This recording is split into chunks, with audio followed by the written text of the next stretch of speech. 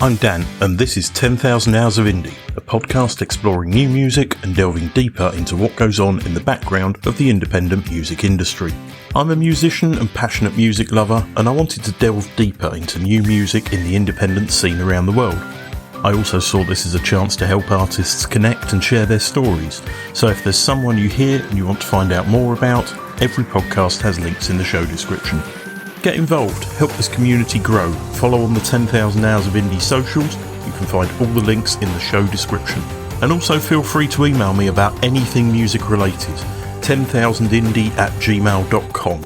I'm open to any ideas and love listening to your promos.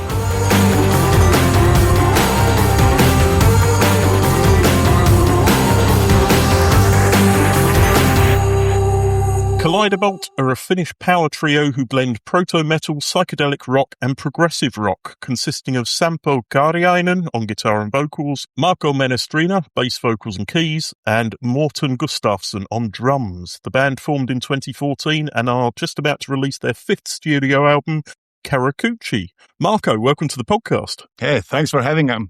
So, what does Kaleidobolt mean to you as a band?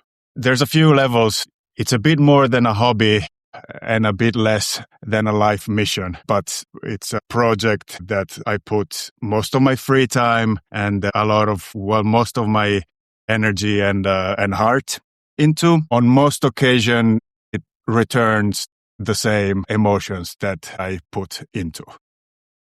So how early in the process of the band being together did you come up with the name, and who came up with it? What's the sort of story behind that?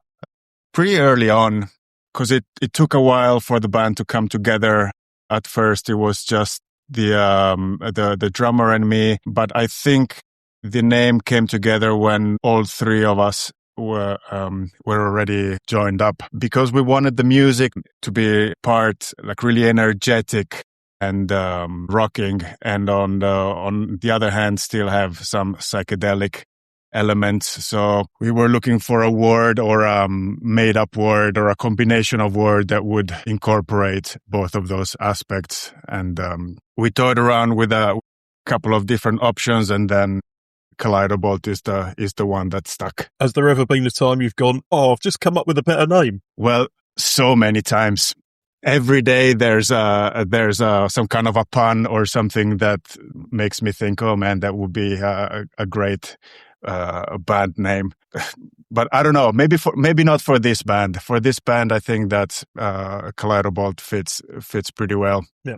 Do you think the name sums up the music? I mean, obviously, you're 5 albums in now, so your music has developed over the time. Do you think the name still sums up the music pretty well? I think so. There's a lot less psychedelic elements into the music that we do right now. It's much more powerful and has much more tempo and momentum than it did in our earlier stuff. But I think it still fits.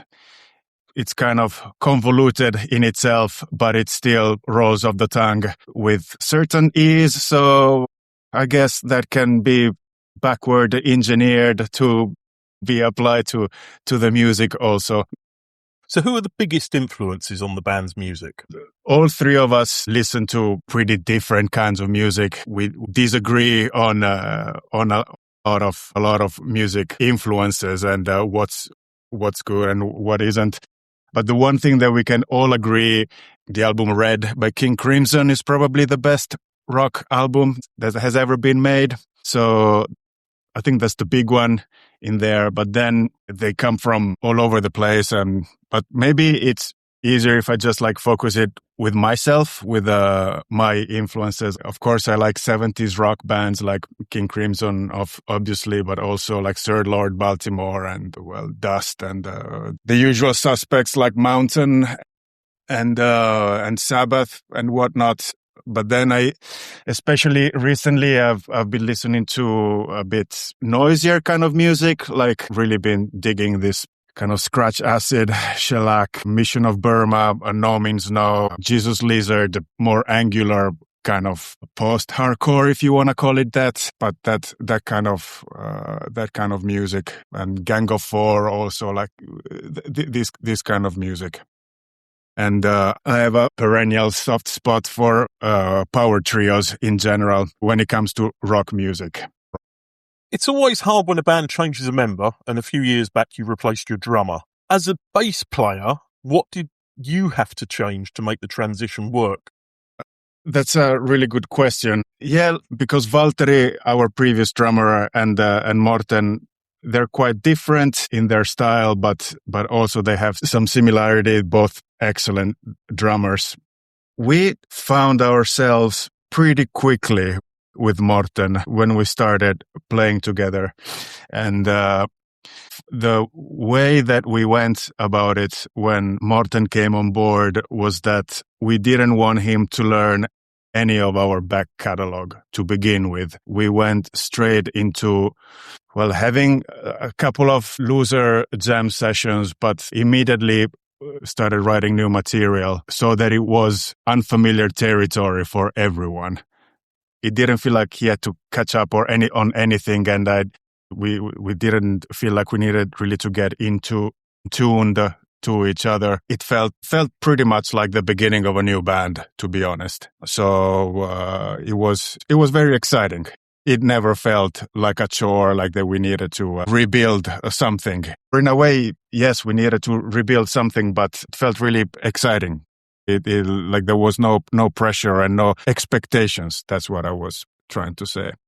How about when he did have to learn the older material? Was it pretty simple? Did he stick to what was already there, or did he come up with sort of new percussion parts?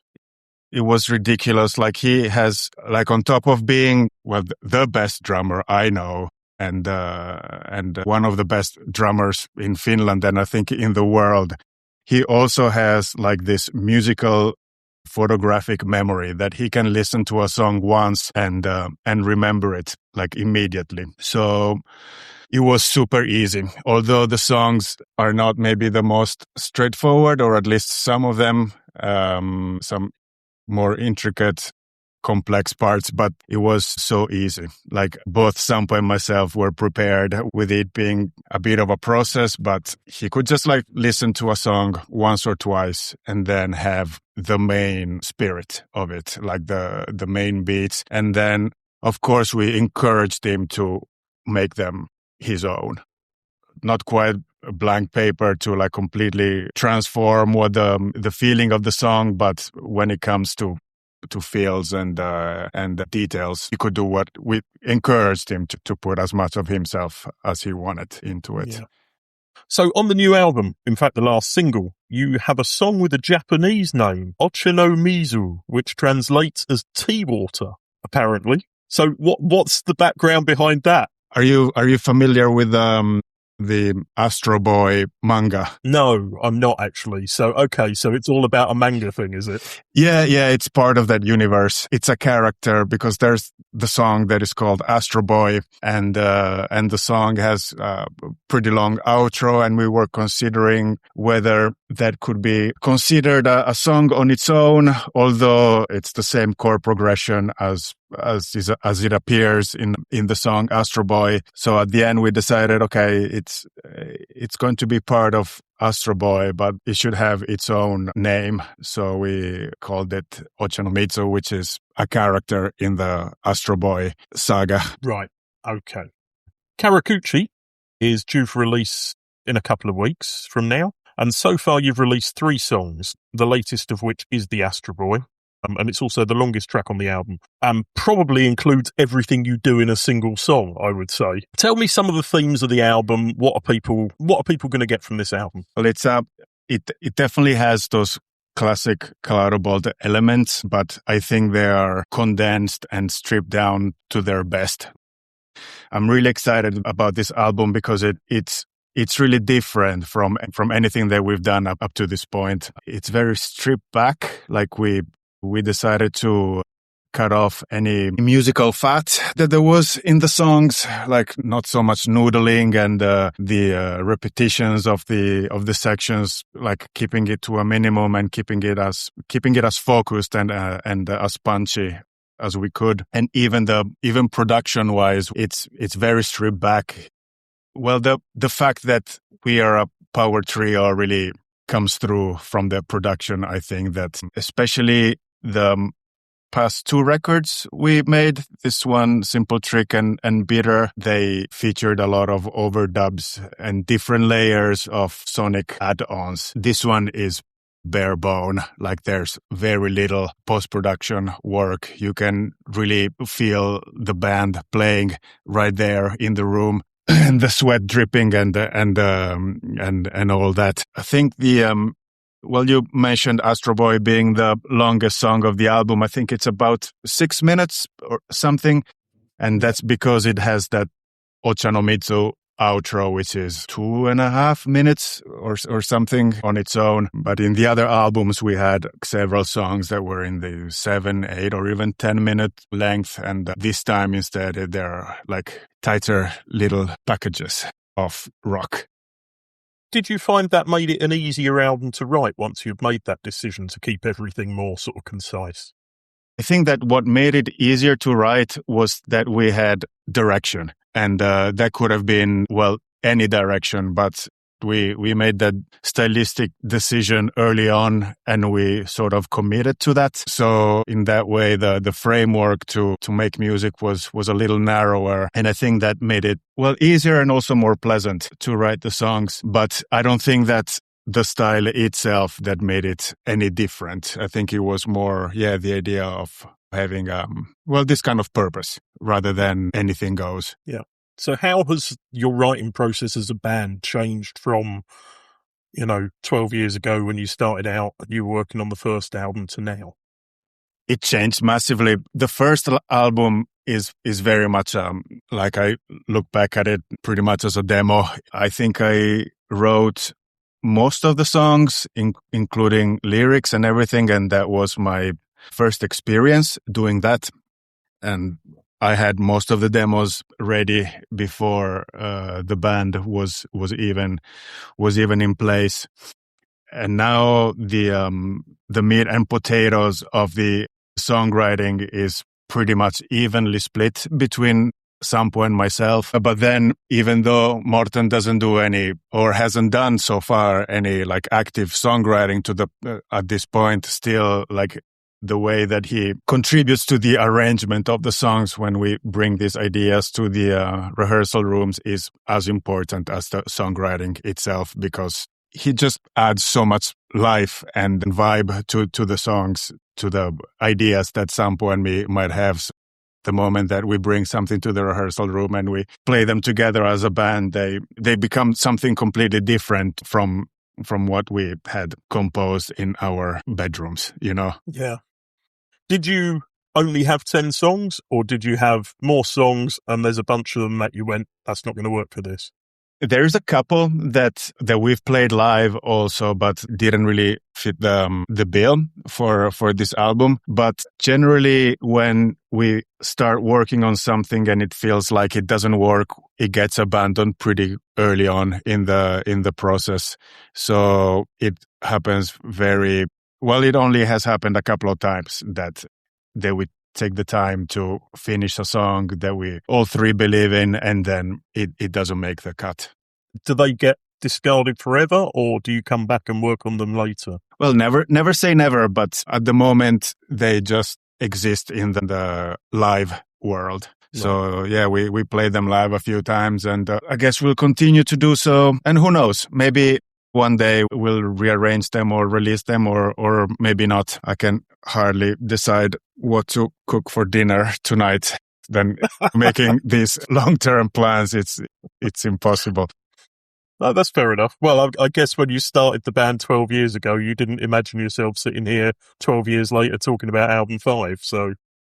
I didn't, but then again, also did not imagine myself here 12 years later. It's something that I just never think about. If you tell me that we'll be back here doing another interview in 20-year time, I would probably say that it's unlikely, but maybe not so unlikely. It's something that at the moment, that we've all, like being in this band, it's something that we all enjoy doing. It's a very free-form band. It's a band that all three of us can pretty much throw anything into, and then we'll see what comes out from the other end. There aren't really any like preconception, like internally set preconceptions of what the band should be like. So anyone has any idea, and we go and try it and see how it works. So in that way, like I understand like how this kind of mentality gives it longevity, but it's not a long-term project, but it's not a short one either. It's just something that feels good at the moment, and I don't see why it should stop feeling that way. So what's your favorite song on the new album? Oh my God. I was going to say that we played all of them live already, but that's not true. I really like playing Astro Boy because it's, as you said, there's a bit of everything in there, and it's kind of easy for me to play. Like I don't have to sweat that much. Not that I don't like the sweating. Like I like playing the harder songs also, but there are so many of them that are so fucking hard, and this one is when we get to that point in the set, it's like, okay, yeah, now I can just like enjoy a few minutes off almost. Yeah. Like having like this 6 and something minutes of like, yeah, just enjoying. And I don't even have to sing in that song. So that's the hardest. Like singing is definitely the hardest part. So if that gets taken out of the equation, then yeah, it's a holiday. Then I also like Tinkerbell. I really like Lights On, Nobody Home. That's a hard song to play. And it's a really good combination of boneheadedness and prog rock nonsense. It's hard to say. But to play live at the moment, I like to play Astro Boy. What about you? What's your favorite? I would say there's two. Chance of a Lifetime and Turn of Luck are my two. Okay, the last two. I can't remember which one's which. I didn't write I was panic writing my notes earlier. All right. But one of them's very kind of to the point. It's not, it's one of the shorter songs on the album. That's Turn of Luck, I think, is the last song, like a bit faster. Chance of a Lifetime is a bit more laid back. But the whole album's really good. I think you've created something that should be listened to as an album, I think. Wow. I'm definitely an album guy, and I like listening to something from the beginning to the end. I think the order is right, and it takes you on a bit of a sonic journey, I think. Hey, that's great to hear. Thanks, Daniel. Yeah.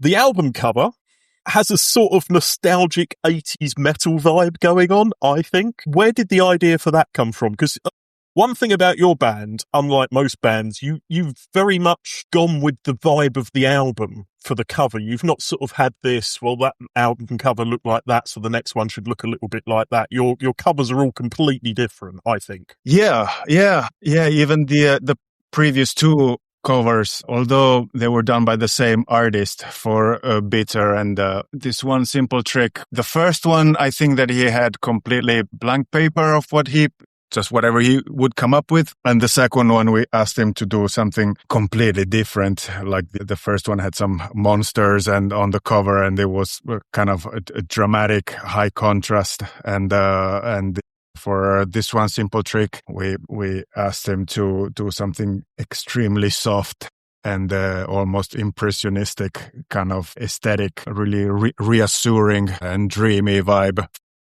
For this one, for Karakuchi, we wanted to make something completely different and ask a different artist. And I think that the first idea that we had for the cover was that we wanted to be on it. For some reason, we decided, okay, let's put ourselves on the cover, and we didn't want it to be a picture like a photograph. We wanted to look like some kind of painting, and then it evolved from that what if we were kind of merged together, the three of us, with this biomechanical mess of a vehicle from hell. And we had a couple of references in mind.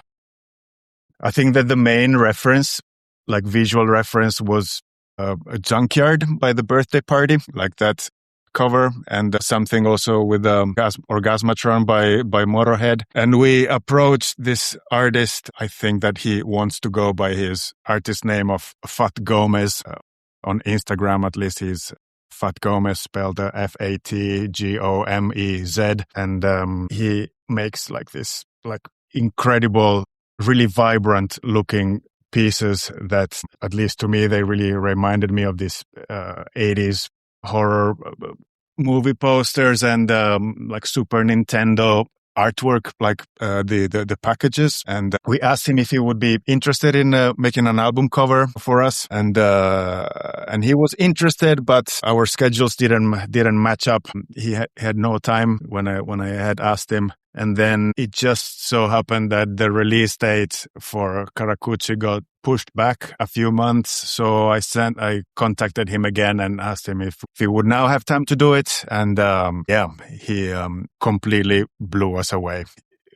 It's always a bit of a gamble, when you trust someone you don't know, like personally, with something that is dear to you, not only from the money that you're committed to pay them perspective, but like from this artistic perspective. And with all the signs are there that he could do something good, but there's always that risk that it might turn out lame. And when he sent us like the first sketch, that wasn't any coloring or anything. It was just like some line drawing. We all fell off the chair. Like it was so great, like completely outdone our expectations. And then, of course, when he sent us the finished product, more than happy. Love that piece. It definitely stands out. And as I say, it's vastly different from the previous artworks as well. So this will be your third album released through Start Records. What do they do that works so well with Kaleidobolt? Especially now, there's a few really close friends of ours who work in the label, just to have like this really friendly connection to the people who work behind the scenes, and really transparent communication and being on top of everything. It really feels like we're all in the same team, like with a similar goal. And it's great that it's an independent label. It's probably the biggest independent label in Finland, isn't it, I would say? Probably. Yeah, I would say so. Quick visit to your social media. I scrolled through your Instagram and I like your sense of humour in posts. I was discussing this with a band I interviewed a couple of weeks ago. You don't take yourselves too seriously, and I've always thought that's the best way for a band to be on social media. It's so weird, like the whole social media thing. Well, I'm not saying that I can't say what's right and what's wrong. Like for me, I feel like if I'm ever pretending to care for something that I don't really care for, or it'll just show immediately. Like we don't really have a plan or strategy or anything like that with marketing and PR campaigns, and etc. on social media. But I think that if we went down that road, it would just make me hate the whole process. And right now, instead, it's kind of casual, and but it's very genuine. Like I don't hate the social media duties that we have to cover, because it's a way of communicating to the world what we're doing. And what you see is what you get, basically. Yeah. I did notice the F1 helmet with the band name on in one of your posts. I kind of like that. Was that you playing about with stuff? That whole inside joke started from when we were mixing some song in Bitter still, and Nico, our producer, he said something like, "Oh yeah, this sounds just like when Mika Häkkinen is crossing the finish line and he's winning the Grand Prix." That was like such a vivid image in my head. It really stuck with me. Then when the album came out, one of the songs I did this. It's not really a music video, but it's more like of a montage of all the bits from the 97 and 1998 Grand Prix in which Mika Häkkinen is leading. So it's just like this montage.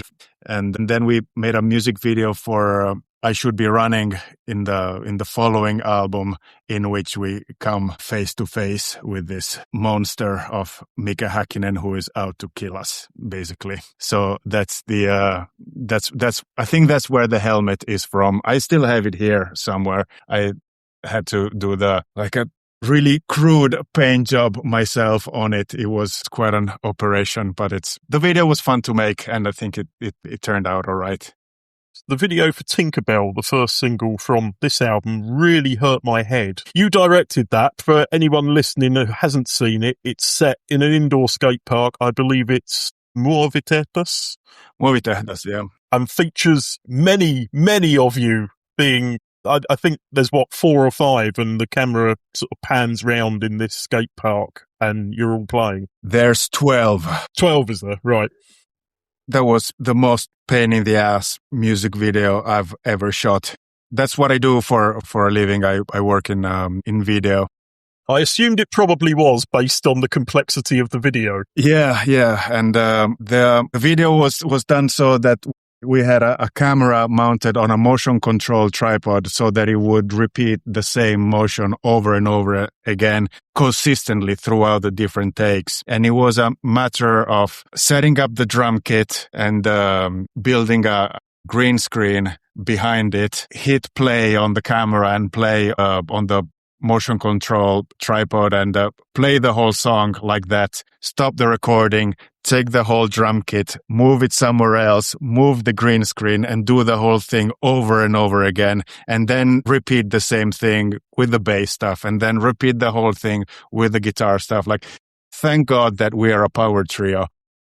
And then once you superimpose all those different video tracks and you do a bit of crafty cutting out within the frame, it gives the illusion that there's an army of clones of us playing the song in synchro, all synchronized. And it took like 15 hours straight to shoot and about a month of editing, like pretty much the whole day, every day. I mean, it looks amazing, but I guess you've learned your lesson and you won't make it that difficult again. Well, it's funny because, after it came out, someone asked me, so did you use one of those 360 cameras to shoot it? And then I thought, damn, that would have been like such a shortcut to film it with one of those instead of going through the trouble of doing like the motion control and everything. It would have looked a bit worse also, but still, like it was a pain in the ass to make, but totally worth it. Like even in retrospective, I would definitely do it again. It's still very much a DIY kind of production, because it was just something that we did just ourselves. There was no crew or anything like that. So it looks good from far, but kind of far from good. There's a lot of glitches in there, and it's a nice effect, and I think it works well with the music. Last year you played just a single Finnish show, but supporting the crazy world of Arthur Brown. If you're only going to do one show, that's the cool one to do. I saw him at Glastonbury way back in like the end of the 90s. Wow. How was he? That was actually the second time that we played with them and with him. We were on the same bill at a festival in Belgium, summer 2024. Yes, but we completely missed their show because they were playing while we were sound checking on a different stage. And it was this kind of bittersweet moment that we could kind of hear them from a distance, and we were thinking, okay, yeah, that goes our chance to witness someone so legendary and important. And then, sure enough, news came that they were going to come to Finland, and immediately we asked if we could open for them. They were incredible, like such a great live band, and he's still a powerhouse. He can sing, like he has this incredible vocal range, like sings, like nails those high notes and also has those really growling low tones also, and with the whole visuals and costumes, it's fantastic, like so much better than I expected. So at the moment, you've got 2 release shows planned, one in Tampere and one in Helsinki. Have you got more live shows planned leading up to the summer and any festivals and stuff? We have, I have to check, but at least we have one festival that we're really looking forward to, but it's a bit of a secret. So Right. I can just say that it's on a beach and it's in Italy. I think that it's a nowhere snow kind of thing. That's enough information to understand where it is for people who know what I'm talking about. Then I don't think we have anything else this summer, but I am well into booking a tour, European tour for next fall. And yeah, that's going to be 3 weekends, 2 weeks plus we start on a weekend, then the week after weekend, worth of shows. So a proper long one this time. Yeah, finally. It's been a while. The last proper tour we had has been in 2022. So the final question, what music are you listening to right now that people may not be aware of and should take some time to check out?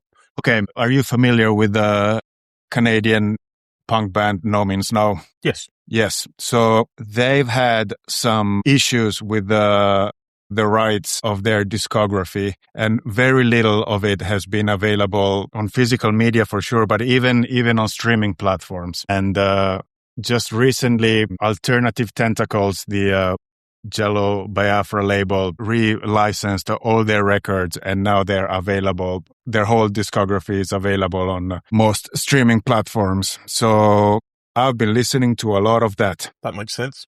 Yeah. Okay.